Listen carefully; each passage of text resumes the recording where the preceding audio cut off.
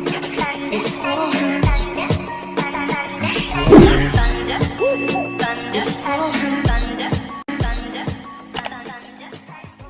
Hi guys! Welcome back again to my YouTube channel. My name is Jan Studio. Kung bago ka pa lang dito, don't forget to subscribe and click the notification bell dyan para every week nag-upload ako ng video, ma-notify ka. Kung hindi ka pa napag-follow sa aking mga social media account, naka-flash na po sa ating screen. Diyan ka mag-follow kasi diyan mo malaman kung kailan ba tayo may pag-giveaway, kung ano ba yung bagong i-review ko na product. And for today's video nga guys, i-share ko lang sa inyo yung experience ko about dito sa bagong Rick Skincerity Beautiful Starter Kit. And ito kalabas lang netong January. So ayun na nga, kasi gumawa ako ng 10 days challenge. So kung 10 days ko siya ngayon, sabi ko, kailangan kong gumawa ng challenge about dito sa product na to kasi nung mag-start akong gagamit nito, nung first night ko, may malaki akong pimples dito and nakikita nyo ngayon halos parang hindi na siya halata kasi as in flatten na siya and super flat na talaga and naglalighten na yung mga pimple marks dito and dito, konti na yung pimple marks ko. So bago ang lahat, nagpakita ko sa packaging muna, i-explain ko sa inyo. So nakabox siya ng ganito guys, ayan. Ikita mo dito sa likod yung mga direction nandito, yung mga direction niya, yung ingredients nandito sa baba, and dito sa harap nakalagay lang, super simple lang niya, Rick Skincerity Beautiful Starter Kit formulated to work together day and night to repair and renew your skin. Ito yung mga laman niya sa loob. Ito meron dito yung rejuvenating toner 60 ml at meron dito rejuvenating serum 30 ml. Meron dito yung rejuvenating facial wash is 60 ml. At syempre, hindi mawawala ang Rick Skincerity Sun Shield. So, ito yung pinagkakaguluhan ngayon na SPF 60 na Sun Shield ng Rick Skincerity. Mabibili itong product na to sa online. Available sa Facebook with Rick Skincerity. Pwede siyang search and sa marami na rin talaga sa Shopee. Pwede kayo dun kasi legit naman sa Shopee kasi sa Shopee ko to nabili. So, ilagay sa description box below kung saan ko siya nabiling sa Shopee. And, ayun na guys, pakita ko muna sa inyo yung mga documentation or documentary video ko na ginawa na pag-update sa product to. So, ito na guys, insert ko lang yung video. Hi guys! So ngayon, yung first night ko sa paggamit nitong Rick Skincerity na bago. Ito yung Beautiful Starter Kit. Ayan, so tatry ko siya ngayon and i-update ko kayo every week or every other days kung sisipagin ako. So gagawa tayo ng 10 days challenge nito. Kung ay napansin yung face ko, meron akong pimples dito and I have a lot of pimple marks. Ayan, mga scars. Kitang-kita yung scars ko. And ayan, so titignan natin guys kung matatanggal ba niya yung mga yan. So, i-update ko na kayo and abangan nyo guys sa akin channel yung review ko nito. So, ayan, this is my second day sa paggamit ko nitong rejuvenating toner ng Rick Day and Night. So, ayan, mag-apply na ako guys.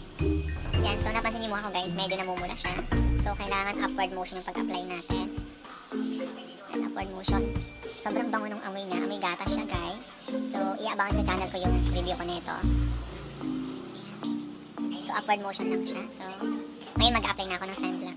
So, ito na guys yung Rick Skincerity Sun Shield which is SPF 60 and mag-apply na ako nito kasi ito yung pinakagustong stock talaga every time nag-apply ako nito. Sobrang ang ganda sa mukha. Parang kahit hindi ka na magpolvo. So, yes guys. Ang bango. Amoy gatas talaga yung amoy na guys. And hindi siya mahirap i-spread sa balat. Ayan, pansin nyo ba? And namumula talaga yung face ko pero hindi naman siya as in mapula. And wala pa akong nararamdaman na hapde. Sabi kasi nila medyo may hapde or parang ganon kapag mag-a-apply ka ng toner. Pero day 2 ko pa lang naman and wala talaga akong nararamdaman na hapde sa kanya. So tingnan natin guys. So sabi ko nga sa inyo, gawa tayo ng 10 days challenge dito kung matanggal ba niya yung mga pimples ko and mga pimple marks. So ayun guys, abangan sa channel ko na lang.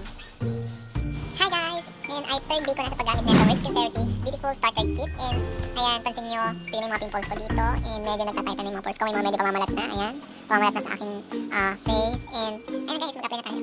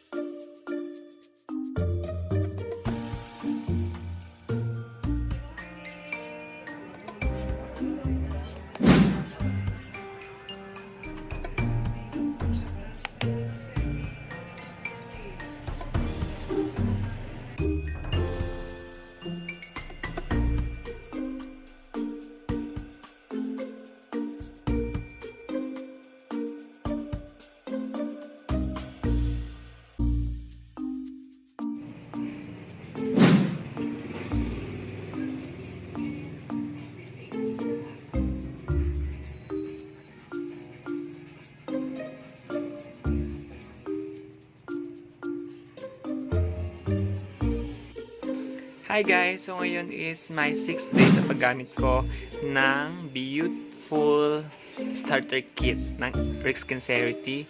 And napansin nyo, itong pimples na malaki dito, halos flat na siya. Ayan, nag-apply ako ng toner ng Rix.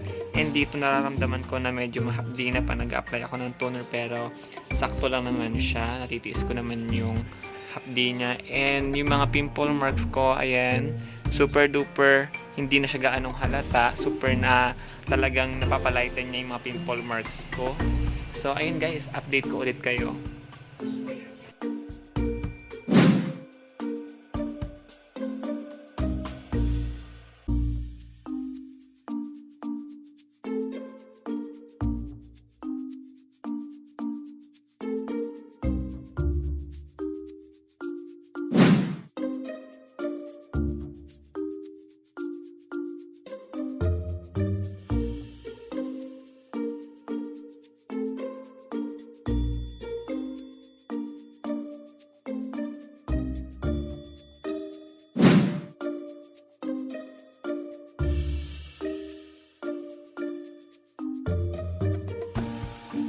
So ayun na nga, napanood nyo na guys yung 1 hanggang 9 days sa paggamit ko netong Rick Sincerity na to. Ano ko ba ginagamit ng product na to? So ginagamit ko ito guys is umaga and gabi.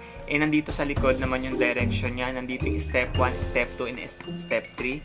So itong facial wash guys, ito din yung super nagustuhan ko sa kanya kasi para lang siyang, alam nyo, yung super mild cleanser siya and amoy gatas yung amoy niya. Sobrang bango, as in ang bango. And papakita ko sa inyo guys yung laman nitong product na to.